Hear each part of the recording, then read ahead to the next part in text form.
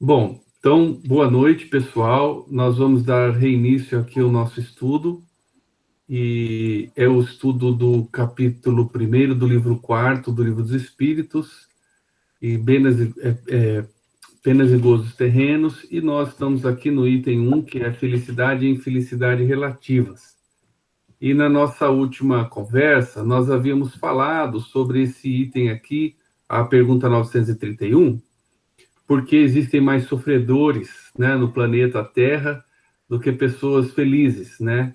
E aí o espírito ele falou, olha, ao que vocês chamam de sofredores, eu achei interessante isso, né? Porque na verdade para eles acredito que a Terra é um local de aprendizagem e nós somos todos alunos, aprendizes, né? E aí ele disse que realmente na Terra existe mais esses tipos de situação, porque aqui é um mundo de provas e expiações. E aqui a gente vem com a finalidade de aprender, de reparar. E esse é um processo que, para nós que estamos no início da evolução, às vezes nos parece doloroso, sofrido, mas que em verdade não necessita ser. E aí hoje, né, nós vamos dando sequência e começar ao estudo dessa noite mesmo pela pergunta 932. E ela é a seguinte: Kardec então tinha perguntado por que existem mais espíritos sofredores, né? E agora ele pergunta o seguinte: por que neste mundo os maus exercem geralmente maior influência do que os bons, né?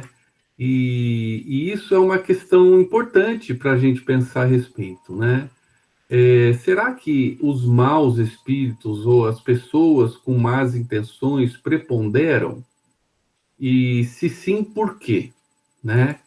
A gente tem a impressão que sim, né? Que na lide normal da vida, a gente vê coisas mais de maldade do que de bondade. E é novamente uma situação que representa o fato de nós estarmos num mundo de provas e expiações destinado ao início das encarnações dos espíritos, né? Que ainda estão em seu processo de aprendizagem. E vamos ver então o que os espíritos falam. Pela fraqueza dos bons. Isso é bem interessante, né? Os maus são intrigantes e audaciosos. Os bons são tímidos. Estes, quando quiserem, assumirão a preponderância. Então, realmente, é uma coisa que nós percebemos, avaliando, de uma visão geral, mas não podemos generalizar. Eu falei de uma visão geral, mas existe muita coisa boa. A gente não pode também ser descrente e não ver o progresso que a humanidade já fez. Mas que existe, né, uma preponderância, às vezes, em algumas situações, dos maus. E isso, os espíritos então concordaram e já começaram explicando que, na opinião deles, é porque os bons são fracos, ou seja, eles não se impõem, né? E isso é uma verdade que a gente vê e vários pensadores trouxeram ela, né? E é interessante isso, né? Quando a gente quiser, desculpa a gente, né? Deve ser que eu já sou dos bons, mas quando os bons, não a gente, quando os bons, né, quiserem assumir, eles irão preponderar, né? E aqui eu trouxe dois pensadores que falam isso, por exemplo, essa frase de Martin Luther King, num dos discursos deles, é bem importante, né? O que me preocupa não é o grito dos maus, é o silêncio dos bons. E uma própria frase de Albert Einstein, né? Que ele dizia que o mundo é um lugar perigoso de se viver, não por causa daqueles que fazem o mal, mas sim por causa daqueles que observam e deixam o mal acontecer. E isso é uma pergunta que tem uma profunda reflexão para a gente, né? E a gente tem, às vezes, essa dificuldade. Às vezes a gente acha que algum tipo de reação seria uma agressividade ou uma coisa ruim. E muitas vezes, como a gente está tentando trilhar o caminho do bem, nós sentimos dificuldade de encontrar um ponto de equilíbrio entre não ofender, não brigar, não causar dissensões, e ao mesmo tempo, às vezes, se calar, porque o que diz Martin Luther King é o silêncio, né? Então, as pessoas boas que veem, às vezes, uma injustiça e não reagem. E Albert Einstein da mesma forma, né? O que faz o mundo perigoso é as pessoas boas que não gostam da maldade, ou poderiam se importam com aquilo, mas que se calam, observam e deixam acontecer. E eu acho que isso é uma questão bem importante para a gente pensar na erradicação da infelicidade, né? Para tornar o mundo um lugar melhor, né? Esse é nosso papel, como já aprendizes do bem, de ter dureza e ter força, mas uma força produtiva, feita com os olhos do progresso, né? Onde a gente tentaria impor, vamos dizer assim, ou fazer preponderar o bem por uma atitude enérgica, mas dentro da ordem, da paz, não da rebeldia, e fazendo isso de forma a promover no outro, que seria aquele que está fazendo uma atitude que a gente acha errado, produzir nele o progresso, né? E é aquela questão do não julgar, né? Então a gente não deve julgar a pessoa, a gente deve julgar o ato da pessoa, condenar o ato, mas não a pessoa, não excluí-la da possibilidade dela também fazer o bem. E isso ainda é uma coisa que a gente se debate contra, e talvez por isso é que muitas vezes a gente se omite, né? E eu acho que isso é uma questão importante também aqui dentro desse capítulo de hoje. E para que a gente possa fazer isso, se lembrar da vontade, né? Então a gente tem estudado Emmanuel no Pensamento e Vida e ele fala lições de muita sabedoria. E ele coloca, né, que a vontade é a gerência esclarecida e vigilante, governando todos os setores da ação mental. E para que então a gente, como apelou Martin Luther King, não se cale, ou como apelou Albert Einstein, né? Para que a gente não observe e deixe o mal acontecer, mas intervenha, é muito importante a nossa vontade. Não só a vontade positiva de fazer a coisa correta, como a vontade de refrear nosso próprio lado negativo. Porque é muito comum também que nessas situações, quando a gente tenta tomar uma atitude dessa para impedir o mal, que a gente use de violência. E aí, quando a gente usa de violência, a gente perde a razão. E a gente nunca pode excluir as pessoas ou ter violência contra as pessoas. A gente teria sempre que impedir os atos, mas pensar que aquelas pessoas, sendo filhas de Deus, merecem também o nosso respeito e a nossa consideração. Então, eu penso que esse é um equilíbrio que a gente está aprendendo a fazer. E, como disse Emmanuel, a vontade é muito importante para que ela nos dê a força necessária. 933. Se é o homem, em geral, o artífice dos seus sofrimentos materiais, sê-lo-á também dos sofrimentos morais. Essa é uma pergunta de Kardec também muito interessante, né? Tudo bem, materialmente, eu às vezes sou culpado por imprevidência, né? Ele colocou bastante perguntas a respeito disso. E aí agora ele pergunta, mas e o sofrimento moral, né? Aquelas dores íntimas que a gente tem que não são físicas, nasce do nosso pensamento, do nosso sentimento. Eu sou também responsável por essas dores ou não? Será que eu posso atribuí-las à sociedade? Eu posso atribuí-las ao próximo? Então, às vezes, a gente vê pessoas falando isso. Eu sou infeliz porque meu pai ou porque minha mãe. Eu sou infeliz porque a vida, né, me fez isso. Será que dá para ser desta forma? Então, vamos ver aqui, né, uma pergunta muito inteligente de Kardec, como foi respondida pelos espíritos. Mais ainda, pois os sofrimentos materiais são às vezes independentes da vontade. Ou seja, às vezes eu estou passando por determinadas coisas que me foram aparentemente impostas. A gente sabe que Deus, sendo onipotente e de infinito amor, tudo que nos acontece é o melhor possível para o nosso próprio bem. Então a gente deve aceitar, mesmo que sejam coisas independentes da nossa vontade e materiais, né? Como ele disse. Enquanto o orgulho ferido, a ambição frustrada, a ansiedade da avareza, a inveja, o ciúme, todas as paixões, enfim, constituem torturas da alma. Vejam que alcance essa resposta. Então, se por o que eu entendo é, se algumas situações materiais a gente às vezes não tem controle sobre ela, aparente controle, né? A gente sabe que está dentro da justiça, mas elas ocorrem. Do ponto de vista moral, tudo depende de nós, não depende do externo, né? Porque o mal que as pessoas me fazem não me faz mal. Acho que essa é uma frase de Gandhi, eu não sei exatamente quem que é. O mal que me faz mal é o mal que eu gero dentro de mim. Jesus dizia, né, que não é o que entra pela boca que torna o coração imundo, mas sim o que sai da boca, porque procede do coração. Então é mais ou menos essa ligação aqui. Quando a gente tem ainda esses vícios do orgulho, da ambição, da avareza, da inveja, do ciúme, aquelas situações são as que acabam nos infligindo o sofrimento moral. Então, ele é sempre dependente de nós, nunca de nada externo, né? E é por isso que ele diz mais ainda. Então, o sofrimento moral, mais ainda, é dependente de nós mesmos. E eles representam, de fato, torturas da alma. Então vejam que são situações difíceis, né? E a pessoa que tem em grande, bastante presente, né? Esses problemas que estão todos listados, a inveja, ciúme, ferido, como eu mesmo tenho, a gente tem isso, né? A gente sofre nessas horas, né? E essa pergunta ela continua a resposta, né? Então ele fala que mais ainda, né? E isso constitui torturas da alma. Aí ele continua: inveja e ciúme. Felizes os que não conhecem estes dois vermes vorazes.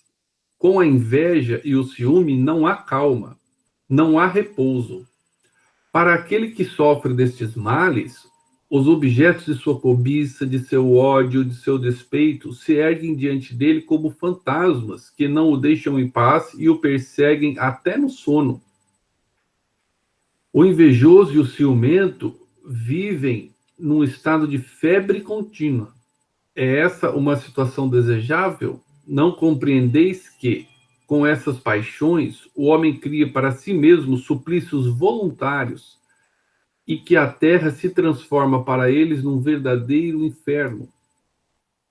Ele usou assim imagens bastante fortes, né? O espírito para tentar nos explicar isso. Então, que esses sofrimentos morais, né, que não são aqueles do corpo, mas sim são da alma, do pensamento, do sentimento, eles seriam como vermes, vorazes, né? E aí ele dá vários exemplos. Aquele que sofre, né, da cobiça, do ódio, do despeito, ele passa por situações mentais que o acompanham dia e noite, até em sono. Então ele não consegue ter um descanso da mente, ele não consegue ter a calma, né? Ele não consegue repousar e ter um momento de tranquilidade. O invejoso e o ciumento vivem numa febre contínua. E aí ele pergunta se isso é uma situação desejável, né? Lógico que não. Não compreendeis que, com estas paixões, o homem cria suplícios voluntários. E aí, nessa situação, a terra se transforma para ele num verdadeiro inferno. Então, dentre talvez as principais causas de sofrimento material que a gente tem aqui na Terra, no nosso estágio evolutivo, nós podemos elencar essas dificuldades morais, né, que causam todos esses sofrimentos para nós. E aqui está a importância da reforma íntima, da gente se rever. E eu acho que às vezes, pessoal, a gente hoje tem modernamente muitos recursos talvez que não existiam na época de Kardec. Por exemplo, a gente tem psicólogo, né? Então, um acompanhamento psicológico muitas vezes ajuda nós nos entendermos, nós trabalharmos esses sentimentos dentro de nós, tanto quanto a leitura do Evangelho, leituras de livros espíritas ou de livros interessantes, mesmo não espíritas, né? Para que a gente reveja os nossos conceitos de vida. E geralmente, né, essas paixões que geram todos esses distúrbios, esses grandes sofrimentos, estão ligadas ou ao nosso desejo de posses materiais, né, que seria as coisas, né, ou ao poder e ao prestígio, que seria aquele desejo que a gente tem de ser respeitado, de um egoísmo, de uma importância do interesse pessoal muito grande, desejos de hegemonia, né? Que também nasce do orgulho, né? Então, se a gente consegue combater o orgulho, que seria a raiz da maior parte desses males, e a gente consegue priorizar e sentir que o próximo, ele é tanto quanto nós, é filho de Deus, merece a mesma felicidade do que nós, a gente consegue abrir brechas desses sentimentos, né? O perdão, e com eles a gente vai exercitando extinguir esses problemas, né? E com isso a causa importante de infelicidade na Terra, né? Porque ele chega a dizer isso, né? Que a gente cria para si suplícios voluntários. Então, suplícios são sofrimentos grandes, né? Que a gente cria por conta própria e a Terra se transforma num verdadeiro inferno. Então, não podemos nesse tipo de sofrimento imputar à própria terra, ao próximo, a injustiças sociais ou a Deus, nada disso. São coisas que a gente tem que rever conosco mesmo, nos aceitar do tamanho que somos, com a importância que temos, sem necessitar de sermos mais do que ninguém ou de termos coisas materiais para que a gente, de alguma forma, possa ter valor, não é isso? E eu acredito, então, pessoal, que essa questão dos sofrimentos morais é um tema central para discutirmos nossa infelicidade relativa, que é o título aqui desse capítulo, né? Felicidade e infelicidade relativas. E se os sofrimentos físicos muitas vezes são independentes da nossa vontade ou possibilidade de intervir, os sofrimentos morais são totalmente dependentes de nós e nós podemos intervir neles já e agora. Por isso eu classifiquei, né, fiz esse destaque, que talvez seja um item muito importante para que a gente trate dele de forma a hoje mesmo elevarmos o nosso grau de felicidade aqui na Terra, né? E Jesus, ele veio nos ensinar esse caminho. Então, por exemplo, no Sermão das Bem-aventuranças, em muitas partes do Evangelho. E a própria filosofia espírita, ela vem nos explicar racionalmente todos esses pontos, quando ela nos ensina que somos todos filhos do mesmo Pai, que não existe hegemonia, não existe alguém privilegiado, né? Que se eu quero ser mais, então eu vou colocar alguém menos, que eu não posso fazer para o outro aquilo que eu não gostaria que o outro fizesse a mim mesmo. Ela vem nos explicar que a passagem pela Terra é curta, que o interesse nosso deve ser sempre espiritual.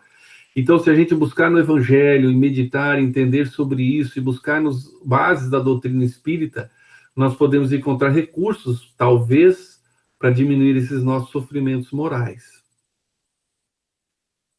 E um exemplo, né, eu trouxe aqui do Novo Testamento, tradução de Haroldo Dutra Dias, que é essa passagem chamada Ensino e Prática, né? Tá ali no Evangelho de Mateus. Então Jesus, ele estava falando dos escribas e dos fariseus. Então ele comentava com os discípulos as condutas dos escribas e fariseus. Então quem seriam os escribas e fariseus? Seriam aqueles mais instruídos, portadores de maior conhecimento, conhecedores mais aprofundados dos textos sagrados da Torá e que deveriam ensinar o respeito a Deus, ensinar religião ao povo, né? E então eles seriam, vamos dizer, aquelas pessoas que deveriam dar os maiores exemplos e as maiores orientações de conduta em busca da felicidade aqui na Terra. E aí comenta Jesus, 23:5. Fazem todas as suas obras para serem contemplados pelos homens, pois alargam seus filactérios e tornam maiores as orlas das vestes. E aí Jesus criticava a posição deles por eles não estarem cumprindo o seu papel. Filactérios, pessoal, eram miniaturas de passagens evangélicas que eles amarravam na testa. Então, eles amarravam aquelas pequenos papéis que tinham algumas partes do Velho Testamento, eu não me lembro agora quais, da Torá, e então eles faziam aquilo ficar grande e chamativo para mostrar que eles andavam com aquilo na cabeça, eles amarravam na cabeça mesmo. E a orla das vestes, né, dos judeus, muitas vezes eles bordavam ali tecidos azuis ou uma linha azul, que é onde aquela mulher hemorroísa tocou e tirou a virtude de Jesus. Por quê? Aquela fita azul ali, turquesa, que eles colocavam na roupa, simbolizava o quanto eles respeitavam e gostavam das escrituras. Então, quando Jesus dizia aqui, ó, faziam suas obras para serem contemplados pelos homens, alargavam os filactérios para que ficassem mais chamativos e aquela orla azul ficasse mais chamativa, eles estão mostrando que eles faziam aquilo com interesse pessoal, de egoísmo, de vaidade, né? E então é tudo para aparecer. E isso justamente é o que faz com que a gente gere aflições para nós, porque se a gente não aparece, como a gente não está fazendo a coisa verdadeiramente, a gente sofre, a gente tem aquela ansiedade de chamar a atenção para nós mesmos. Aí Jesus continua: amam o primeiro reclinatório nas ceias e as primeiras cadeiras nas sinagogas, as saudações nas praças, ao serem chamados pelos homens rabi. Então, eles queriam aparecer em todas as situações e eles queriam ser reverenciados com o nome de Rabi, né, que significaria mestre. Aí ele orienta os discípulos: vós, porém, não sejais chamados de Rabi, pois vosso mestre é somente um, e todos vós sois irmãos. E a ninguém sobre a terra chamais de vosso Pai, pois vosso Pai celestial é somente um. E nem chamados guias, pois vosso guia é somente um, o Cristo. Então ele admitia que ele era o único ali guia para eles, né? Porém, o maior entre vós será o vosso servidor, e aquele que exaltar a si mesmo será diminuído, e aquele que diminuir a si mesmo será exaltado. Então, quando a gente lê essa passagem, às vezes ela é estranha, né? A gente não consegue interpretar ela em grande profundidade, a gente tem que meditar, se debruçar sobre ela. E aqui, na realidade, eu entendo, aqui você pode tirar muitas informações bastante importantes, mas no momento da nossa discussão, são justamente alertas que Jesus deu para que a gente evitasse ter orgulho, vaidade e, com isso, o sofrimento decorrente dessas paixões. Não é? Então, vou voltar. Nós somos o artífice dos nossos sofrimentos morais. Por quê? Porque temos orgulho, vaidade, fazemos as coisas para aparecer, damos uma importância desmesurada a nós mesmos em detrimento do próximo, né? Temos ciúme. Quando Jesus orienta tudo isso, não é combatendo a pessoa do escriba e do fariseu, é a postura dele. É fazer com a intenção de aparecer, porque no momento em que nós cultivamos ou nos deixamos levar por essas más virtudes, nós criamos uma série de tormentos para nós e a nossa vida se transforma numa grande dificuldade. Na medida em que eu combato isso e consigo caminhar para a humildade, para o amor ao próximo, querer para ele exatamente o que eu quero para mim mesmo, coloco minha esperança nas coisas não materiais, mas nas coisas espirituais, eu crio um caminho para a felicidade na medida em que eu deixo de sofrer de todas essas coisas morais que são grandes enganos, né, que eu crio para mim mesmo. E aqui está a sabedoria de Jesus nos ensinando o caminho para a felicidade, né?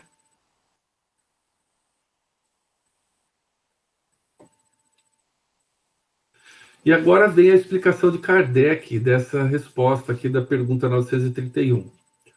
Muitas expressões figuram simbolicamente os efeitos de algumas paixões. Disse está inchado de orgulho, morrer de inveja, secar de ciúmes ou de despeito, perder o apetite por ciúmes, etc. Este quadro nos dá bem a verdade. Às vezes, o ciúme não tem objetivo determinado. Há pessoas que se mostram naturalmente ciumentas de todos os que se elevam, de todos os que saem da vulgaridade, mesmo quando não tenham, no caso, nenhum interesse direto, mas unicamente por não conseguirem atingir o mesmo plano.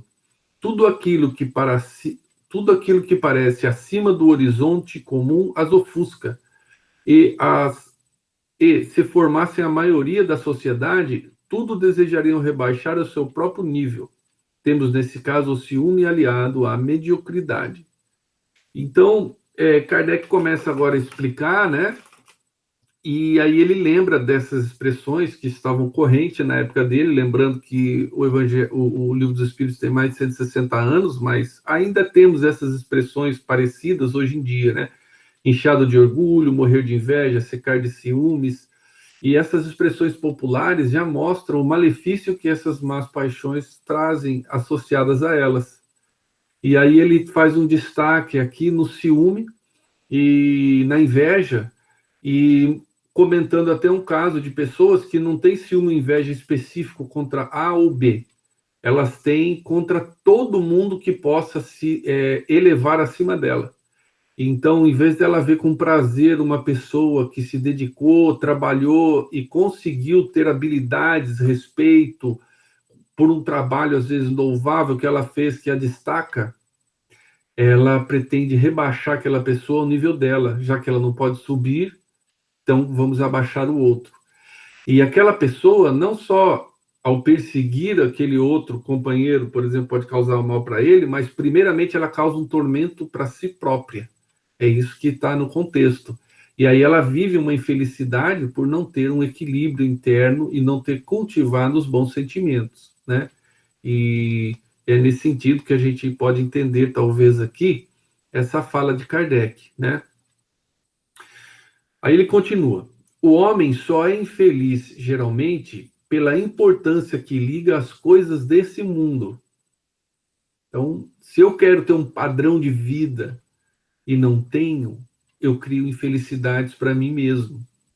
Muitas vezes eu já tenho o necessário ou mais que o necessário, mas mesmo assim eu sofro porque eu queria algo ainda de destaque, né?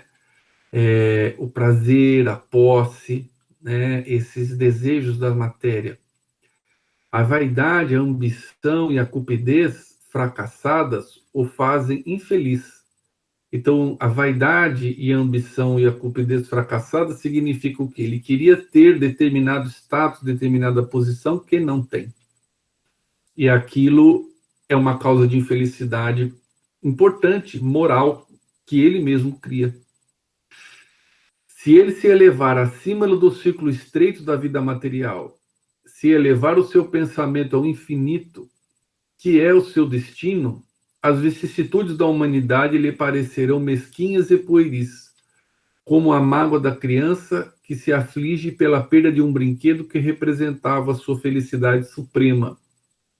Veja, Kardec é muito claro, né? E ele fez essa comparação bonita, né? E ao mesmo tempo sutil, né? Tratando a gente de crianças, ou seja, isso é uma coisa infantil, porque se dá interesse tão grande a coisas materiais que na verdade são passageiras, como uma criança que vê toda a felicidade dela no brinquedo e que ela não tendo o brinquedo, ou aquele brinquedo se quebra, ela se apresenta momentaneamente numa infelicidade muito grande. Só que a criança, no psiquismo dela, tudo é mais rápido, geralmente ela esquece disso, né? Enquanto no adulto, às vezes ele persegue aquele pensamento a vida toda da pessoa e ela tem uma vida amarga, porque ela não aceita o que tem e ela quer o que ela não tem, né? E então é o convite da filosofia espírita para que a gente tenha essa visão mais ampla dos propósitos da encarnação, que nós estamos aqui com vistas a atingir a nossa perfeição, com ela a nossa felicidade, por meio de provas, expiações e também cumprindo a nossa parte na obra da criação. E então a gente é infeliz pela importância que ligamos às coisas do mundo, e se a gente elevar o pensamento ao nosso infinito, a gente poderá superar isso com muito mais facilidade. Aquele que só encontra felicidade na satisfação do orgulho e dos apetites grosseiros é infeliz quando não os pode satisfazer, enquanto o que não se interessa pelo supérfluo se sente feliz com aquilo que para os outros constituiria infortúnio. É interessante, né? Ele também já tivemos um pouco de discussão sobre isso, né? O supérfluo e o necessário, que às vezes a gente não se encontra, não se estabelece com facilidade o que é supérfluo e o necessário. E aí, a própria resposta que os Espíritos nos deram falava de uma pessoa que ganhava lá 50 mil libras e passa a ganhar só 10 mil libras, e ela se sente infeliz porque ela não consegue mais determinadas coisas, mas que em realidade tem pessoas que não têm o mínimo, nem uma casa, não tem a comida todo dia, que se ela tivesse 10 mil libras, ela estaria no auge da felicidade, né? Então, quando a gente perde essa medida, né, a gente cria esse tipo de problema para nós, né? Quando a felicidade é satisfazer o orgulho e os apetites grosseiros, a gente vai ser infeliz na medida que quando não consegue satisfazê-lo, né? Então é muito importante, né? Faz parte do amadurecimento do espírito. E aí há também essa pergunta, né? Como que o espírito aprende a reconhecer o que é supérfluo e o que é necessário? E aí eles falam que para alguns é a sabedoria que ele já trouxe, para outros é a experiência da vida. Então, tudo faz parte, né, pessoal, do nosso aprendizado. Às vezes a gente vai errar, vai passar por essas vaidades, vai ter esse orgulho tolo, mas a gente vai aprender a controlá-lo, que faz parte do nosso próprio entendimento, aprofundamento do entendimento que nós temos do que é a vida, do porquê estamos aqui, como evoluímos, né? E porque no momento que a gente não se interessar mais por nada disso, nós teremos uma vida tranquila. E eu até li uma mensagem do livro Os Mensageiros, né? De uma mãe que só conseguia dar uma refeição por dia aos filhos, mas ela não sofria com isso. E era uma questão bastante tocante, né? Da pessoa tendo essa compreensão da vida. Então, isso acho que a gente viu há uns 2 estudos atrás, mais ou menos. Referimos-nos aos homens civilizados. Aí Kardec ele está fazendo uma ampla visão das coisas, né? E ele vai fazer uma visão mais sociológica comparativa agora. Então ele diz assim, ó, referimos-nos aos homens civilizados, porque o selvagem, tendo necessidades mais limitadas, não tem os mesmos motivos de cobiça e de angústias. Sua maneira de ver as coisas é muito diferente. No estado de civilização, o homem pondera sua infelicidade, a analisa e, por isso, é mais afetado por ela. Mas pode também ponderar e analisar os seus meios de consolação. Esta consolação ele a encontra no sentimento cristão que lhe dá a esperança de um futuro melhor e no espiritismo que lhe dá a certeza do futuro. E aí ele faz essa comparação que conforme vai ocorrendo o desenvolvimento da sociedade, ela acaba nos trazendo de início algumas infelicidades.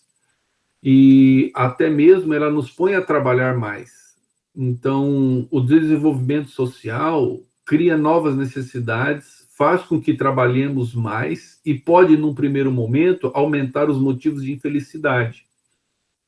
Mas com o amadurecimento do espírito, ele começa a priorizar o que é certo, o que é errado, o que é necessário, o que é supérfluo, e ele começa a ver o que é realmente importante e relevante, e ele consegue se reorganizar e não ter mais esse tipo de problema, ou essas distorções aqui, né?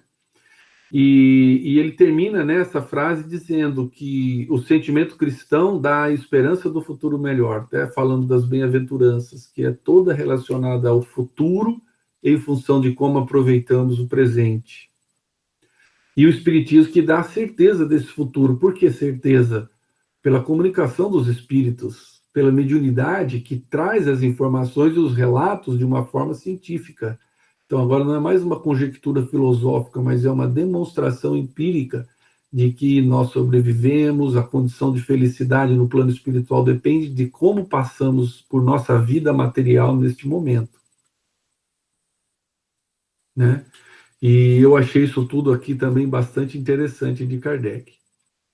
E aí eu queria fazer um parênteses, na verdade dois, para a gente terminar esse item 1, felicidade e infelicidade relativas. Aquela foi a última pergunta de Kardec, né? Mas antes da gente encerrar esse item 1, eu queria trazer para a gente pensar sobre esse livro, Ação e Reação, psicografia de Francisco Cândido Xavier, o espírito André Luiz, e que trata da questão da vida no plano espiritual e as relações que nós estabelecemos entre as vidas sucessivas, a vida no plano espiritual e a vida aqui na encarnação, né? Então a gente começa já a perceber tudo o que Kardec nos falou nesse item 1, que nós vivemos hoje uma situação que é herança do nosso passado. Então as escolhas, as atitudes que nós tivemos se refletem hoje na situação que nós vivemos. A infelicidade que nós temos, ou felicidade, tem a ver com esse contexto geral e como nós encaramos a vida. E as provas que nós passamos aqui na Terra, né, são escolhas que a gente fez com base no interesse nosso próprio de evolução, e as expiações que nós passamos aqui também, muitas vezes são consequências e necessidade de reparação das coisas que fizemos. E esses são processos normais que fazem parte do nosso processo de aprendizado espiritual.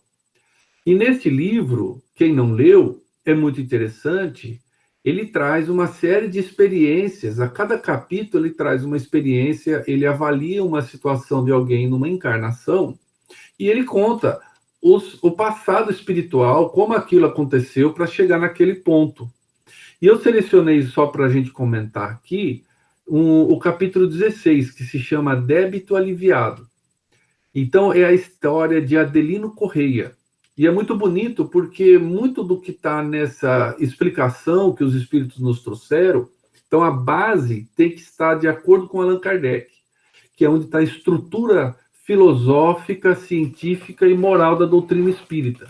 E as obras complementares, como as de Chico Xavier, elas trazem muitas vezes uma complementação ou uma ilustração para que a gente tenha uma visão mais aprofundada do fato. E eu comento que eu acho sempre importante que a gente faça esse paralelo para ver se o que a gente lê de uma obra complementar tem lógica, né? Porque, infelizmente, pessoal, nós temos muitos livros psicografados e alguns deles trazem coisas um pouco estranhas, que às vezes não está apoiado nos livros da codificação de Kardec. E a gente tem que tomar cuidado. Aqui, no caso, é muito interessante e a gente vai perceber que está bem dentro do que Kardec trouxe, né? Então, Silas, que é o mentor aqui do André Luiz, ele está falando assim: nos estudos da lei de causa e efeito, não nos esquecemos de Adelino Correia, o irmão da fraternidade pura. E com isso ele abre esse capítulo 16. E o Adelino, pessoal, antes aqui, o André Luiz chegou no centro espírita e encontrou o Adelino fazendo uma preleção. E ele ficou tocado pelo que Adelino falava, a ponto dele se emocionar e ter as lágrimas, né, André Luiz? E ele viu que o Adelino, ele tinha uma sintonia tão grande que ele traduzia com muita precisão, na forma intuitiva, o pensamento do mentor, né? E a fala dele era muito salutar e muito boa, fazia muito bem, tanto para os encarnados quanto para os desencarnados que estavam ali presentes na reunião. E aí, enquanto o Adelino falava, né, chegou o mentor de André Luiz, e André Luiz, uma velhinha, né, desencarnada, ela veio conversar com o mentor. E ela disse assim: assistente amigo, venho rogar-lhe socorro em benefício da saúde de nosso Adelino. Noto mais incomodado ultimamente pela dor das feridas não cicatrizadas. Eu tinha uma doença de pele. E essa senhora, ela estava muito preocupada com a doença física do Adelino e queria ajudá-lo de alguma forma. E aí ele explicou, comentou com ela algumas coisas. Passou algum tempo, veio um outro jovem, também desencarnado, falar com o mentor e disse: caro assistente, sei que nosso Adelino vem atravessando certa crise financeira. Pelo muito que auxilia os outros, descuida-se de suas próprias necessidades. Então, o Adelino, ele era uma pessoa tão boa que os espíritos estavam preocupados em ajudá-lo. E assim que chegou o orientador, eles foram interceder em função dele. Um em relação à saúde dele, outro em relação, inclusive, o outro em relação, inclusive, à saúde financeira dele, né? E por quê? Porque o Adelino ele ajudava financeiramente a família desse jovem recém-desencarnado. Ele estava preocupado que isso estava prejudicando o próprio Adelino no ponto de vista financeiro. E Silas, que era o mentor, falou o seguinte: sim, os créditos de Adelino são realmente enormes, não obstante os débitos e a que ainda está preso. Cultiva, no entanto, a aventura de substancializar a fé e o conhecimento superior que os mensageiros de Jesus lhes confiam em obras de genuíno amor fraternal que lhe granjeiam larga soma de reconhecimento. A abnegação em toda parte é sempre uma estrela sublime, basta mostrar-lhe para que todos gravitem em torno de sua luz. Então, nesse começo do capítulo, André Luiz está nos fazendo ver que o Adelino ele tinha muitos méritos, porque apesar de ele ter uma doença física, dele ter uma dificuldade financeira, ele repartia tudo que ele tinha com os outros, ele tinha uma vivência concreta da reencarnação dele com muito proveito para si próprio através da ajuda que ele fazia nos outros. E isso granjeou muita simpatia espiritual, e esses espíritos estavam então preocupados, tentando ajudar o Adelino, né? E o Adelino ele tinha uma longa faixa de eczema na pele, então ele tinha uma doença de pele, e também que ele pegava no braço, pegava a cabeça, os ouvidos, né? E aí o Silas conta para André Luiz a situação anterior, na vida anterior de Adelino. Então ele disse que nos meados do século precedente, ele foi o filho bastardo de um jovem muito rico com uma escrava. Então esse jovem era chefe, ele era dono de uma fazenda, então ele teve relação com várias escravas, e de uma dessas escravas nasceu o Adelino, que na época chamava Martim Gaspar. Desculpa, Martim Gaspar era o pai do Adelino na outra reencarnação. Então ele era um pai solteiro, e ele era um homem de coração enrijecido, né? E tirano. Ele, inclusive, ele vendia as escravas quando ficava grávida dele para nem ver o filho. Era uma situação bastante difícil. Mas, de alguma forma, o Martim, ele gostou do Adelino. Então, foi o único dos filhos que ele teve com escravas que ele gostou. E ele gostou tanto do Adelino que ele adotou ele no papel e transformou ele em herdeiro dos bens e da fortuna dele. E ele vivia como filho mesmo, o Adelino, né, do Martim, na encarnação passada. Só que com o tempo, depois de um tempo, o Martim se casou com a Samaria Emília. E era madrasta, né, mas ele era muito jovem, né, para o pai, e ela tinha, na verdade, a idade próxima do Adelino. E eles se apaixonaram, então ele se apaixonou pela madrasta. E aí, com a ajuda de dois capatazes, Antônio e Lucídio, eles mataram o pai. Então, mesmo o pai dando para Adelino todo o amor, todo, né, não amor assim, mas ele tratava como filho, porque ele era uma pessoa difícil, mas ele tratava com respeito, ele era herdeiro de todas as fazendas, né? Para poder ficar com a madrasta, o que ele fez? Ele foi lá e matou o pai. E ele matou de uma forma bastante difícil, né?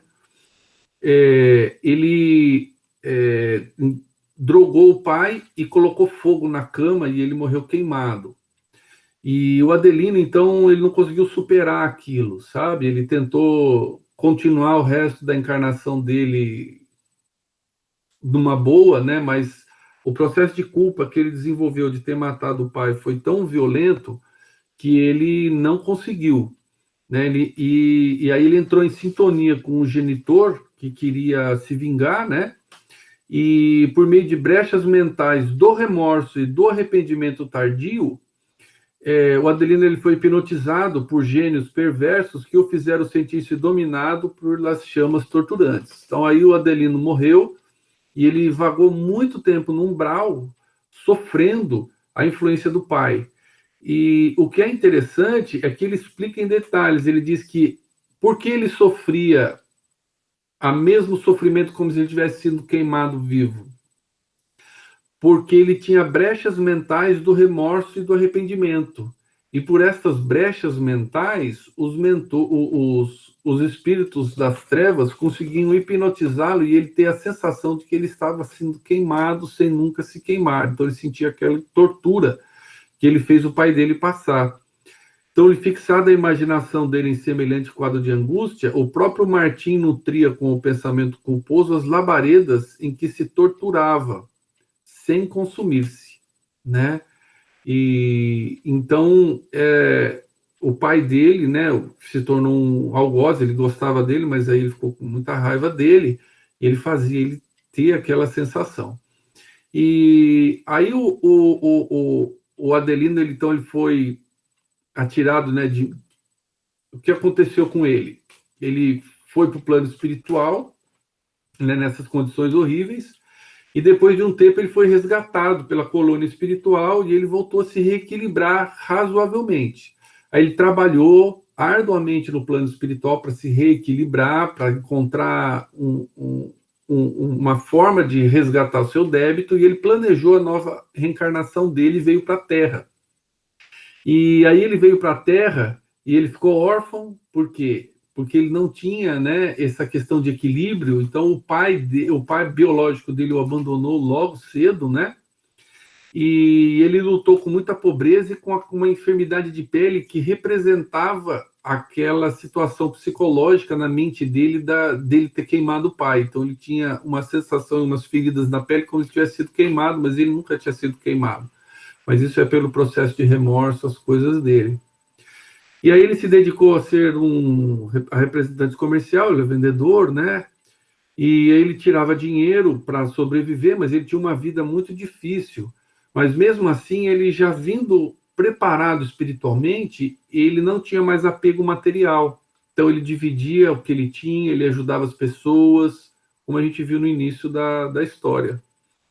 Então ele, trilhando o caminho da simplicidade, da renúncia, modificou as impressões de muitos companheiros de outro tempo, que se lhe haviam transformado em perseguidores e desafetos, obsessores estes que, em observando os exemplos novos, se sentiram moralmente desarmados para o conflito que se propunha estabelecer. Olha que bonito isso. Então, como ele se modificou muito verdadeiramente, e ele vivia uma vida simples, de renúncia, de ajuda ao próximo, vários dos obsessores dele que estavam querendo se vingar ou querendo causar sofrimento para ele, por verem a transformação dele, aliviaram e não foram adiante nas suas vinganças.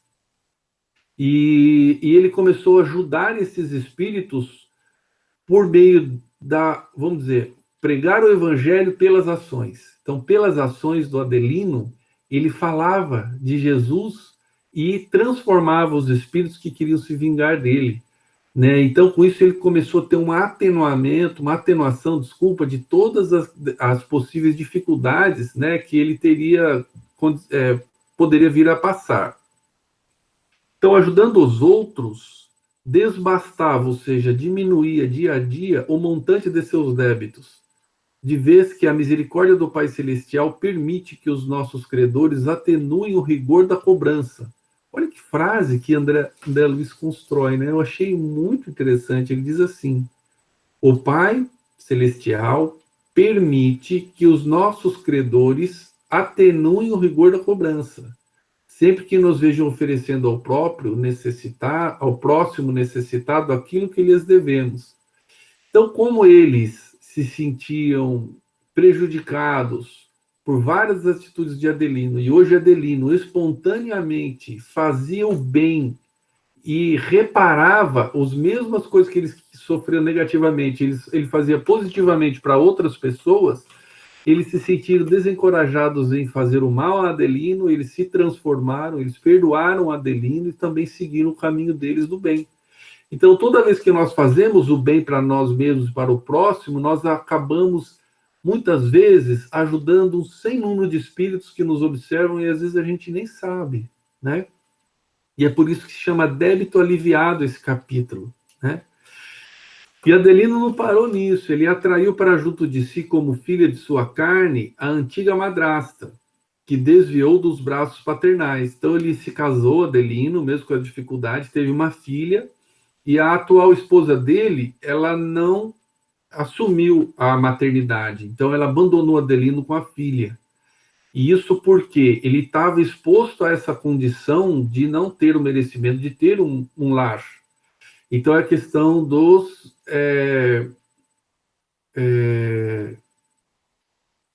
esqueci o nome da palavra. Ai, dos...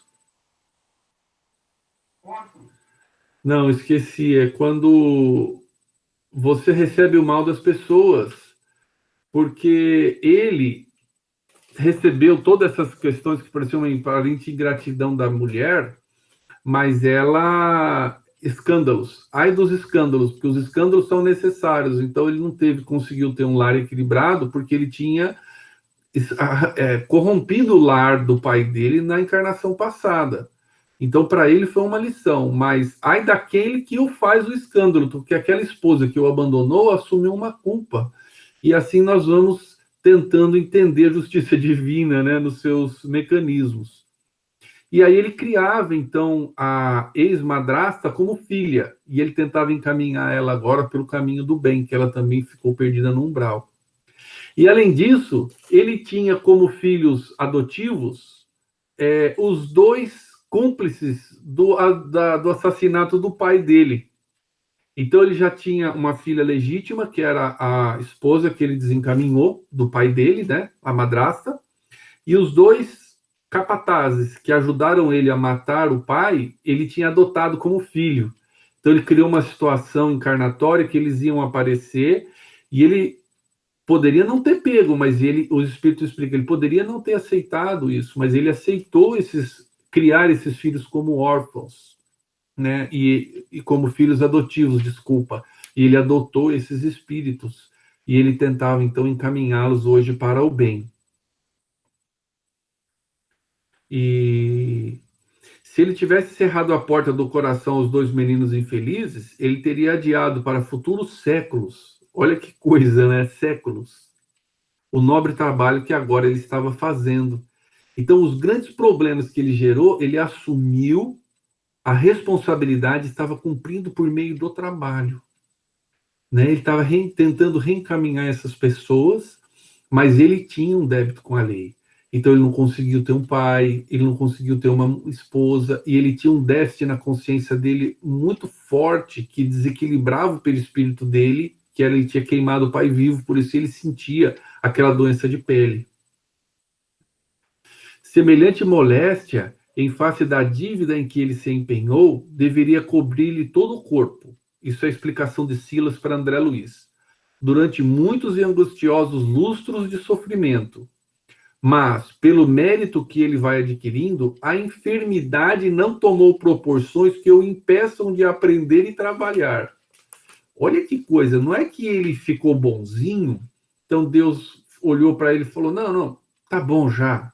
Não, a enfermidade foi estacionada num ponto onde ele sofria, mas ele continuava conseguindo trabalhar, porque ele estava pagando suas dívidas pelo trabalho. Então, quando a gente se dispõe a fazer o bem, Deus nos ajuda para que a gente faça o bem. Então, a doença que iria cobrir todo o corpo dele só cobriu uma pequena parte. Ele conseguia trabalhar e conseguia principalmente ajudar aqueles 3 espíritos que ele era endividado, agora encaminhar aqueles espíritos para o bem. Fora isso, ele estava ajudando aqueles obsessores que estavam vendo na transformação moral dele, se transformando também. E ele granjeou, então, a aventura de continuar a servir pelo seu impulso espontâneo.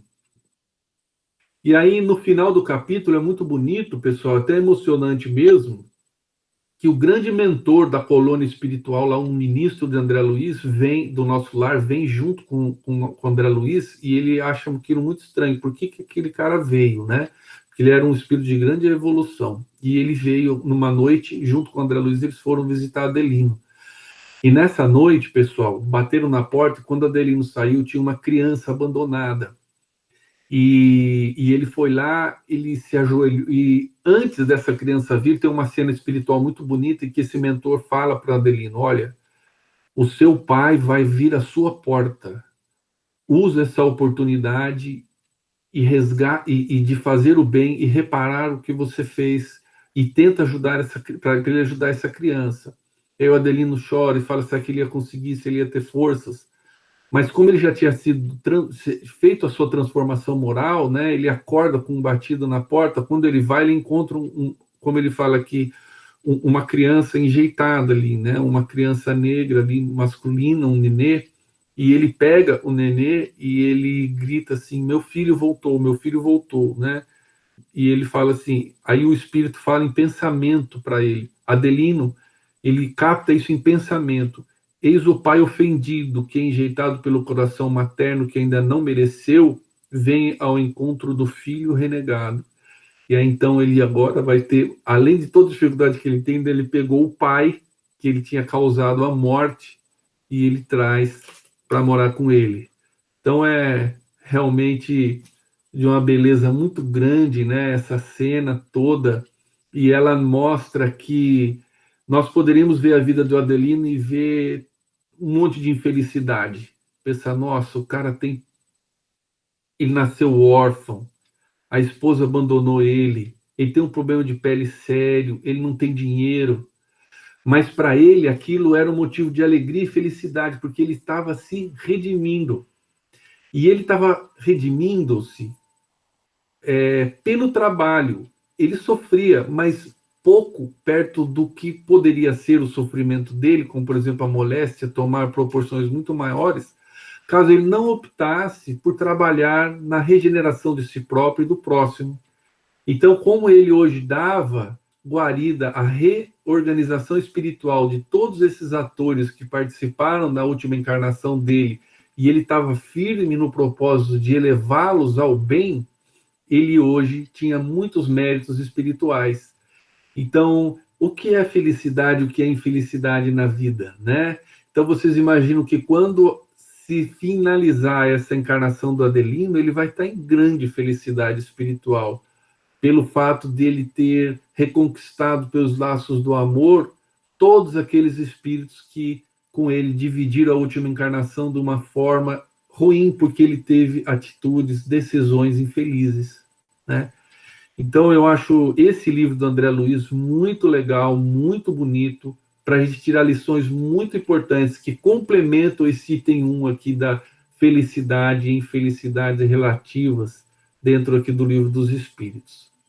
Então, muito obrigado, pessoal, por ter me ouvido. Eu espero que vocês tenham gostado, espero que vocês tenham achado legal isso que eu trouxe para exemplificar, né? E como já são 8 horas, eu vou pedir desculpa e já fazer imediatamente a prece de encerramento, mas depois eu abro para que a gente possa conversar e vocês me complementarem ou trazerem a opinião sobre esse fato de hoje, tá? Muito obrigado por terem participado.